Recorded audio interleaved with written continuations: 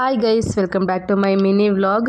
ಇವತ್ತು ಬೆಳಗ್ಗೆನೆ ಮಳೆ ಸ್ಟಾರ್ಟ್ ಆಗಿತ್ತು. ಅದಕ್ಕೆ ಒಂದು ಲೋಟ ಬಿಸಿ ಬಿಸಿ ಕಾಫಿ ಮಾಡ್ಕೊಂಡು ಕುಡಿದು ಖುಷಿಗೂ ಹಾಲು ಕಾಯಿಸ್ಕೊಟ್ಟು ಇನ್ನು ಅವನ ಜೊತೆ ಸ್ವಲ್ಪ ಹೊತ್ತು ಟೈಮ್ ಸ್ಪೆಂಡ್ ಮಾಡಿ ಇವತ್ತಿನ ವಿಡಿಯೋನ ಸ್ಟಾರ್ಟ್ ಮಾಡ್ತಾ ಇದ್ದೀನಿ. ಇನ್ನು ಇವತ್ತು ಬೆಳಗಿನ ತಿಂಡಿಗೆ ಪಲಾವ್ ಮಾಡ್ಕೊತಾ ಇದ್ದೀನಿ. ಅದಕ್ಕೆ ಏನೇನು ತರಕಾರಿ ಬೇಕು ಅದನ್ನೆಲ್ಲ ಕಟ್ ಮಾಡ್ಕೊಂಡು ಮಸಾಲೆ ಎಲ್ಲ ರುಬ್ಕೊಂಡು ತಿಂಡಿಗೆ ರೆಡಿ ಮಾಡ್ಕೊಂಡೆ. ಇನ್ನು ಈ ಕಡೆ ಕುಕ್ಕರ್ಗೆ ಸ್ವಲ್ಪ ಆಯಿಲ್ ಹಾಕೊಂಡ್ಬಿಟ್ಟು ಆಯಿಲ್ ಕಾದ್ಮೇಲೆ ಪಲಾವ್ ಮಸಾಲ ಎಲ್ಲ ಹಾಕೊಂಡು ಈರುಳ್ಳಿ ಟೊಮೊಟೊನ ಫ್ರೈ ಮಾಡ್ಕೊಂಡು ರುಬ್ಬಿರೋ ಮಸಾಲ ಹಾಕೊಂಡು ಹಸಿ ವಾಸನೆ ಹೋಗೋ ತನಕ ಫ್ರೈ ಮಾಡ್ಕೊಂಡು ಅಳತೆಗೆ ತಕ್ಕಂತೆ ನೀರು ಹಾಕಿ ರುಚಿಗೆ ತಕ್ಕಷ್ಟು ಉಪ್ಪಾಕಿ ಅಕ್ಕಿ ಹಾಕೊಂಡು ವಿಜಲ್ ಹೊಡ್ಸ್ಕೊಂಡ್ರೆ ಮುಗೀತು. ಇನ್ನು ತಿಂಡಿ ಆಗೋಷ್ಟರಲ್ಲಿ ನಾನು ಸ್ನಾನ ಮಾಡ್ಕೊಂಡು ಬರೋಣ ಅಂತ ಹೇಳಿ ನಾನು ಫ್ರೆಶ್ ಆಗಿ ಬಂದ್ಬಿಟ್ಟು ಖುಷಿಗೂ ಸ್ನಾನ ಮಾಡಿಸ್ಕೊಂಡು ಬಂದು ಬಟ್ಟೆ ಹಾಕಿ ರೆಡಿ ಮಾಡಿಸಿದ್ದಾಯ್ತು.